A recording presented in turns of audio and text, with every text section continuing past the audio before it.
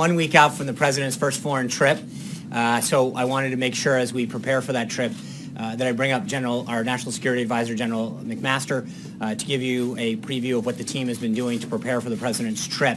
Our goal is to kind of start that process now, and then next week bring the general back and give you a more detailed update as to what the president's going to be doing in each of the areas and some of the highlights from the trip. We'll obviously additionally have background briefings for you as well to give the team that's going to be traveling from the press corps some logistical updates. So without further ado, General McMaster. Will you take questions after him, Sean? Yes, Jeff, I will be glad to take your question. In fact, if you'd like, you get to go first today. Hey, thank you, Sean. Good afternoon and happy Mother's Day weekend, everybody. As you all know, in exactly 1 week, the President will embark on his first trip abroad since taking office. Today, I'd like to explain the President's objectives for his visits to the Middle East and to Europe, and also preview a bit of the schedule. The trip has 3 core purposes. First, to reaffirm America's global leadership. Second, to continue building key relationships with world leaders. And third, to broadcast a message of unity to America's friends and to the faithful of three of the world's greatest religions. The President prioritizes building strong relationships, as you see here, every day with world leaders as a way to strengthen our alliances. And he's been successful.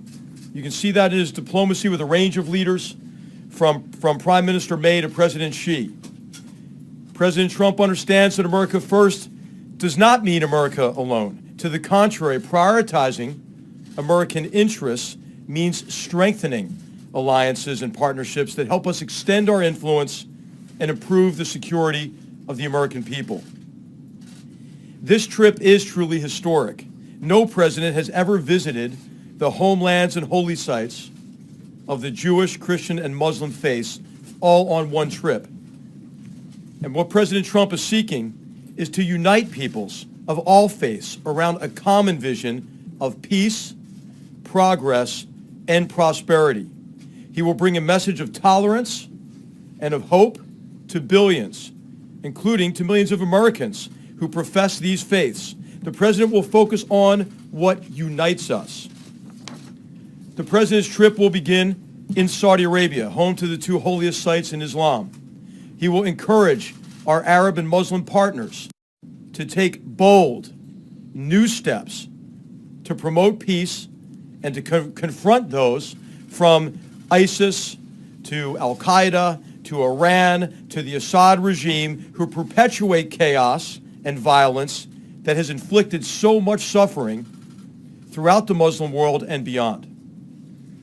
He will lead the first steps toward a stronger, more capable, and more robust security partnership with our Gulf, Arab, and Muslim partners.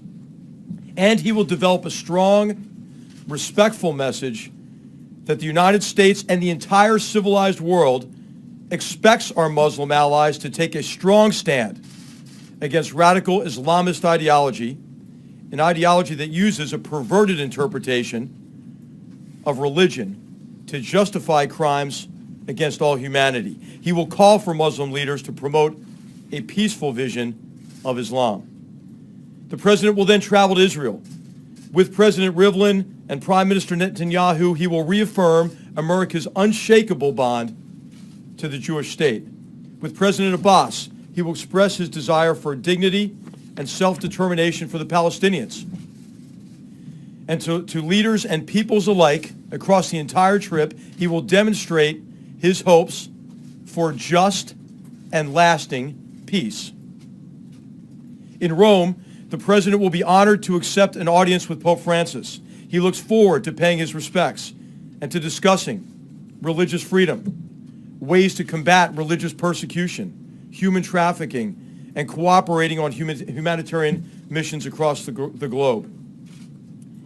He will also pay his respects to the Italian people by meeting with President Mattarella, the head of state and one of America's most important treaty allies and trading partners. He also see again Prime Minister Gentiloni, who is hosting the G7 conference in Sicily. From Rome, the President will continue to Brussels, for the NATO leaders meeting.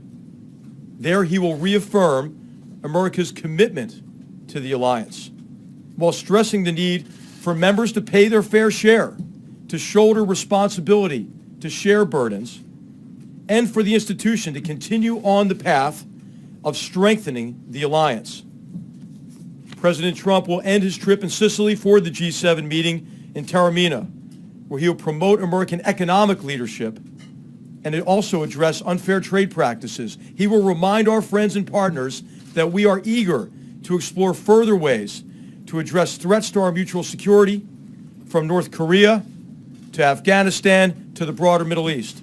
Before leaving, the President will visit Naval Air Station Sigonella, where he will thank our wonderful and courageous servicemen and women, allied personnel and family members for their sacrifices to keep us safe. And across the trip, he will meet our diplomats, the staff in our embassies who represent us so well across the world. Lastly, just a few words on how this all came together. The impetus for this trip came from the President himself, and he has been fully engaged from the beginning, setting objectives, overseeing the planning. The President is receiving regular briefings from his cabinet and from our senior staff here on the national security side and on the economic side as well. Most of the leaders the President will meet on this trip, as you know, he's already met in person or certainly by phone. These relationships are off to a very strong start, and the trip is an opportunity to broaden and deepen those relationships.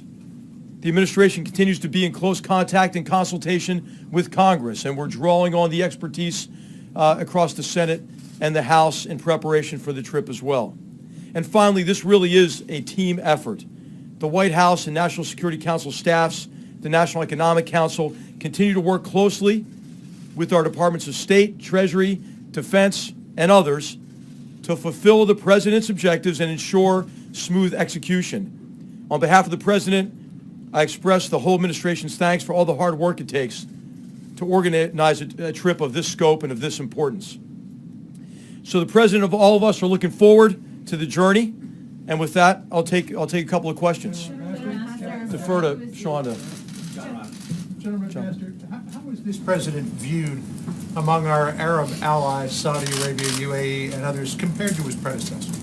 Well, I'll just say the President's leadership has been welcomed enthusiastically. There was a perception that America had largely disengaged from the Middle East in particular, and that disengagement coincided with this humanitarian and political catastrophe in the region. And so now there's a broad recognition among all of our partners in the region that American leadership is necessary to help address this catastrophe and to begin to move the region toward the peace, security, and stability that the people there so deserve.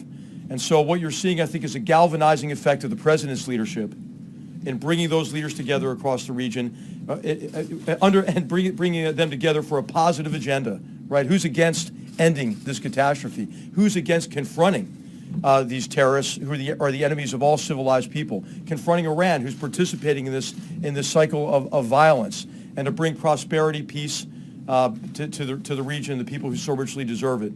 Thanks. Somebody who is crucial, obviously, in the intelligence community, somebody who's leading the National Security Council. So I have to ask you, this week in particular, there have been a lot of reports, including from our network, that intelligence officials are extremely concerned about how James Comey was fired. Do you believe that that threatens national security right now? Well, I told Sean that I would pass all those questions to him, and he'll be happy to answer that after this. But I'd like to do is focus on I'd like to focus on the trip, and I'll come back next week with more details of the trip as well. Thanks, John.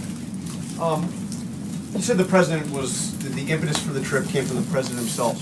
Was it the president himself who decided to begin this trip in Saudi Arabia, the birthplace of Islam? And is there symbolic significance to that? And how many of our Muslim allies, how many countries, how many Muslim majority countries will be represented at the meetings in Saudi Arabia? Yes. Well, this is the president's initiative to begin the trip in the Middle East, hosted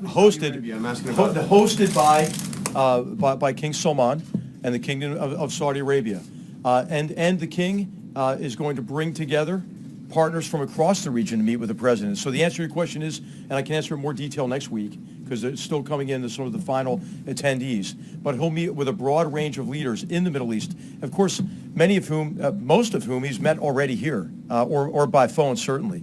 And we have the Crown Prince Mohammed bin Zayed is coming, for example, on Monday as well. Steve. Sean, General McMaster, at the beginning of this very long week, we were hearing speculation that the president was considering thousands more troops for Afghanistan. When he goes to Brussels on Thursday of next week, what is the message to the NATO partners with respect to their commitment in this long fight? Well, the key is that all of us have to be committed, right, to achieving our fundamental objectives in Afghanistan. I mean, Americans know really better than anybody, because the mass murder against our own country on September 11, 2001 originated with the terrorist safe haven and support base in Afghanistan. Recently, we have been engaged against ISIS, or in ISIS Khorasan in Afghanistan, with highly successful operations there that you'll hear more about in a press conference at the Department of Defense here in the near future. But what has happened in Afghanistan is the Afghan army is taking the brunt of the fight against these transnational terrorists and the Taliban. And so we're working with our allies to figure out what more we can do to have a more effective strategy in Afghanistan. What are options we can bring to the president to be more effective in meeting our objectives in Afghanistan? And what more can we ask our allies to do, which we're asking them now? So this is going to be really consistent with the president's guidance to us. Has the president decided that there should be thousands more troops? Is that The president has not made a decision yet on a course of action. What we have done, which is what we have done in many cases on the North Korea problem set, for example, is we've consulted broadly across our government and with allies. The president wants to hear from our allies as well. This is a president who listens to his allies and partners, who will have an opportunity to do so at the NATO summit, who will have an opportunity to do so at the G7.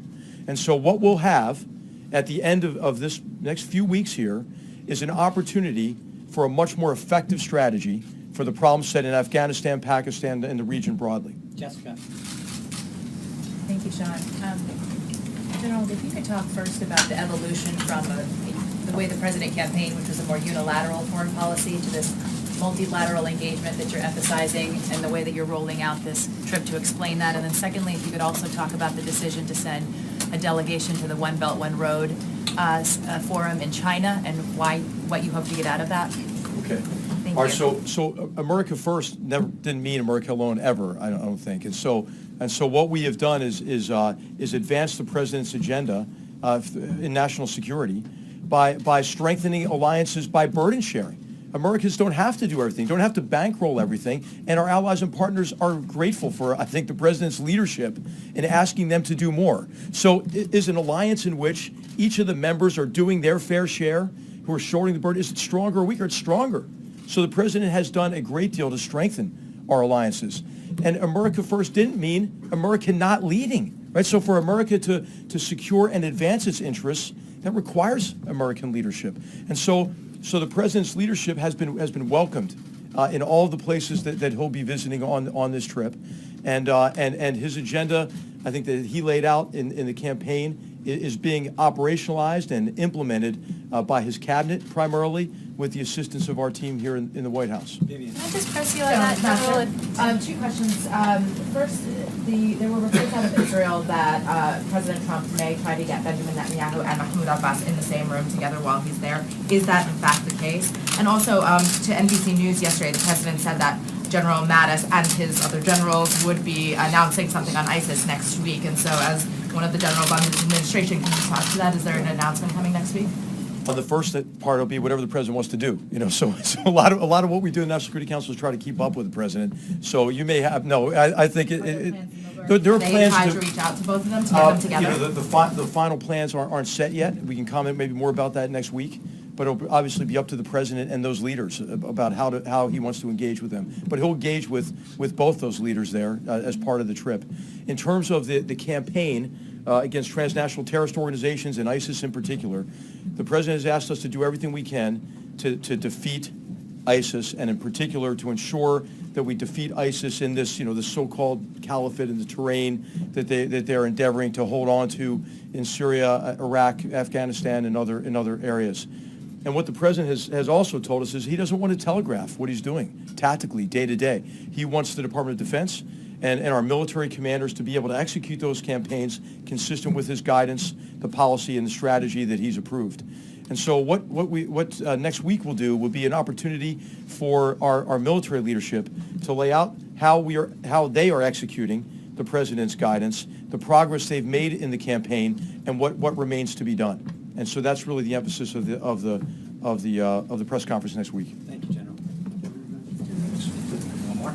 Can we hear about Russia and the agreements that were made this week with Russia's top diplomat? I mean, you're going to the region to speak with Arab allies. How are you going to explain agreements you've made with Russia, allied with Iran, in Syria, a place that the president has said is now a priority for him? I would characterize the engagements with Russian leadership by our Secretary of State, the brief meeting that the president had with Foreign Minister Lavrov, the phone conversations that we've had with Russian leadership as engagements, not decisions or specific approaches. I think what the president has made clear is that he will confront Russian disruptive behavior, such as its support for the murderous Assad regime in Syria, and its enabling of Iran and its very destructive policy and strategy that it's executing across the Middle East, what it's done and continued to do in Ukraine. He'll confront that disruptive behavior, but the president's looking for areas of cooperation. There are a lot of very significant security problem sets across the world.